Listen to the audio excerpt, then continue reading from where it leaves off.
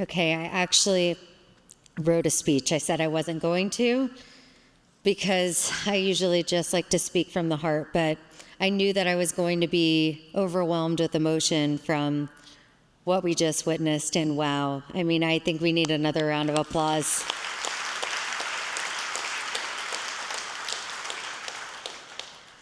The most incredible organization, and it is such an honor to be here in Toronto with all of you, celebrating what it means to be a woman of valor. I was thinking about the idea of valor, and it became overwhelmingly clear to me that the spirit of valor is at the core of what Ezer Mizion does. You know, in moments of crisis, we don't just need medical help. We need emotional and spiritual support as well. I know from my personal experience of watching my uncle die from cancer at much too young an age, that the medical help was only a small piece of what the patient and their family really needs. It is the most shocking, confusing, and faith-testing time. It really turns your world upside down. Patients need so much more than a doctor can provide.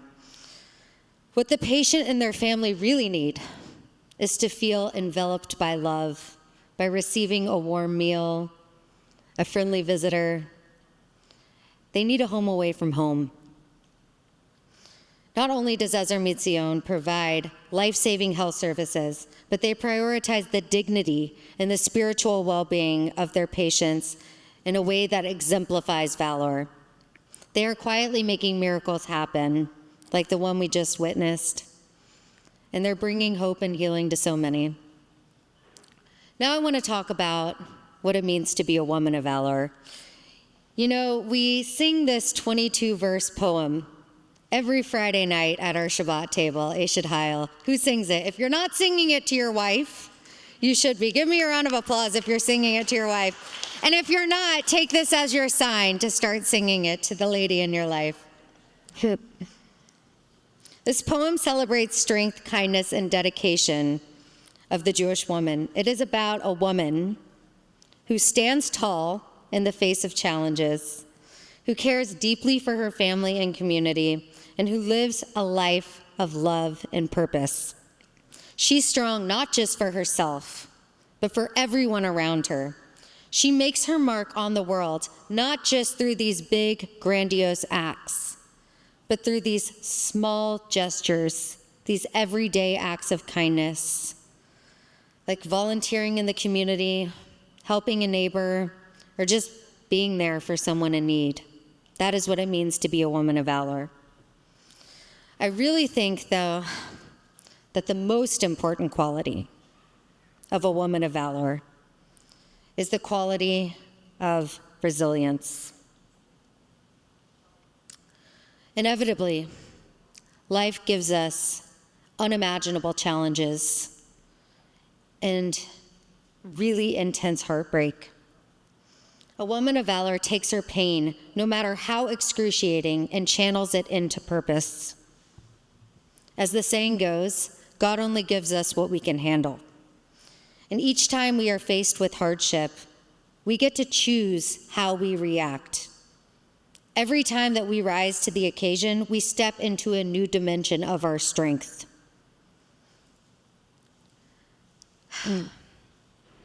When I think about my life and how I got to this place standing here before you tonight, which I just want to take a moment and take it in, because I honestly am pinching myself that I get to do this. I truly am living my dream, so thank you. My life has been unbelievably blessed.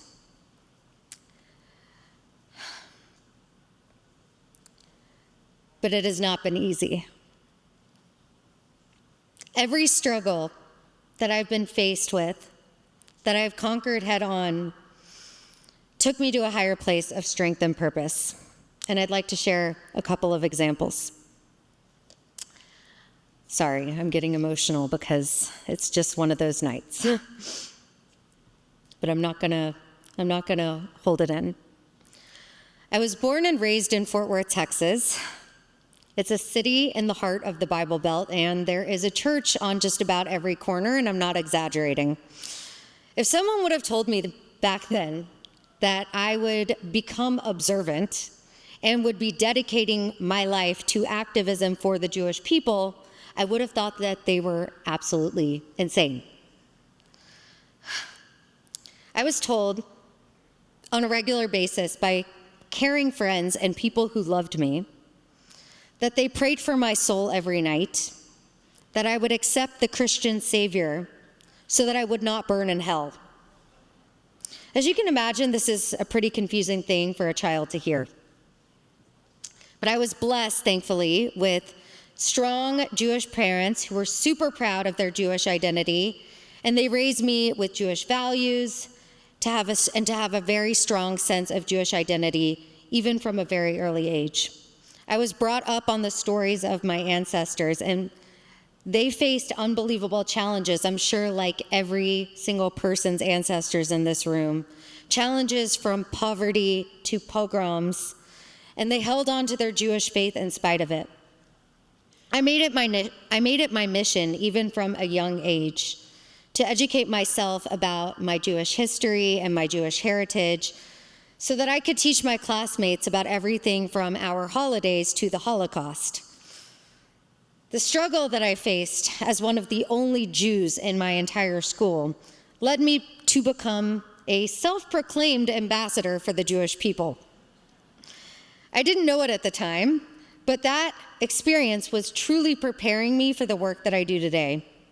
It also caused me to never take my Jewish identity for granted. I was so thirsty to learn as much as I could about my people and about my religion. Right after I graduated from high school, I went to Israel for the first time on birthright. Setting foot on that ground forever changed me in the course of my life. I knew that Israel was important to the Jewish people, but I certainly did not expect to feel such an intense soul connection to this piece of land. My love for Israel only made me more obsessed with wanting to learn everything I could about Judaism. And right after that trip, I moved to New York to go to NYU, and I was fortunate to find a Jewish outreach organization on NYU's campus. And the more I learned, the prouder I became to be Jewish, but also the bigger sense of responsibility that I felt towards my people. I decided to continue my Jewish learning.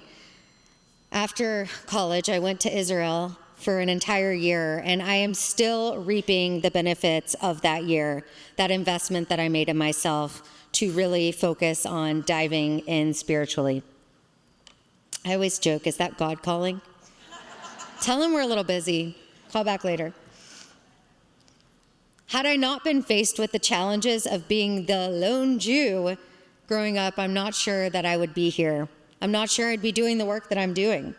It was the struggle that created my insatiable thirst to immerse myself in my Judaism. Another major turning point on my path to get here was my struggle with pregnancy loss. I lost 3 pregnancies in a single year. As you can imagine, it was a heart-wrenching time period for me.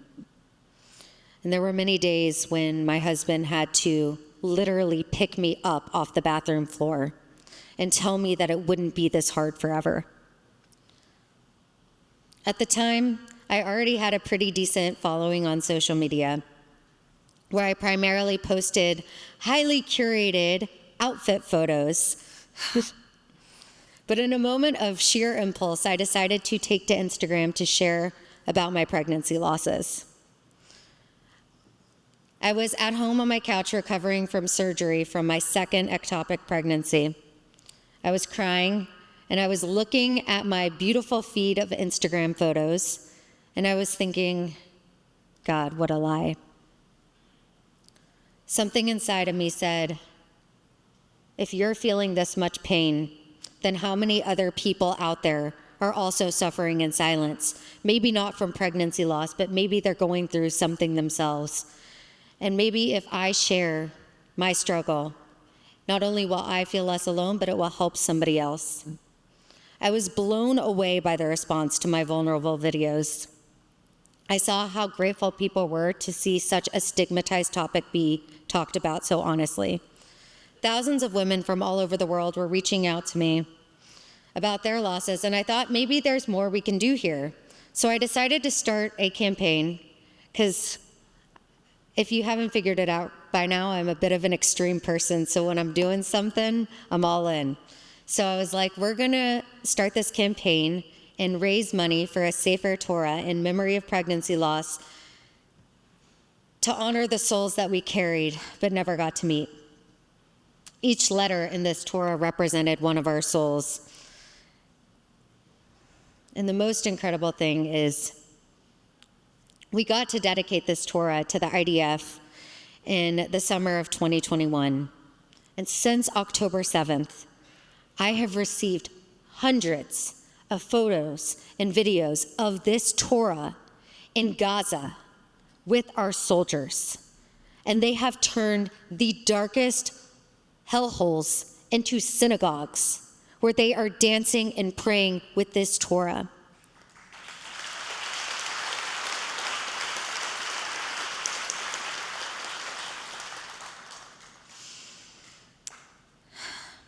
The year of my losses was definitely one of the darkest periods of my life. But without that challenge, I would not have known my strength. And we all know that I need my strength for the fight that we're in every single day. I would not have known what it meant to channel pain into purpose by opening up dialogue around such a stigmatized topic and writing a safer Torah for our soldiers. But I think that the most important realization that came out of this struggle was that my social media platform could be used for a higher purpose than simply posting pictures of my outfits. Not that there's anything wrong with that. I did it tonight. This is a good one.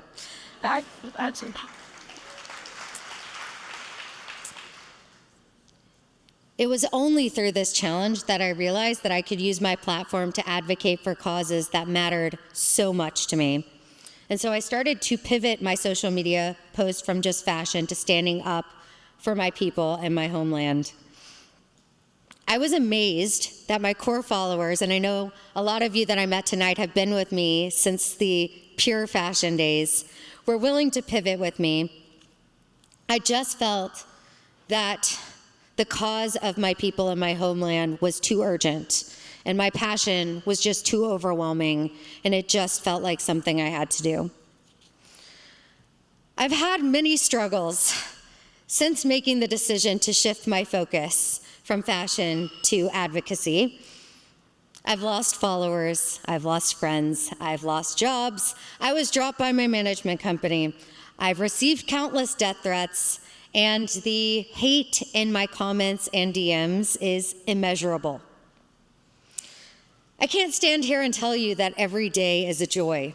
It's actually really, really hard. And usually by 3 p.m. I've decided to throw in the towel. But then I remember our soldiers on the front lines. I remember my ancestors and their faith and resilience. And then I think about my children and the future of our people.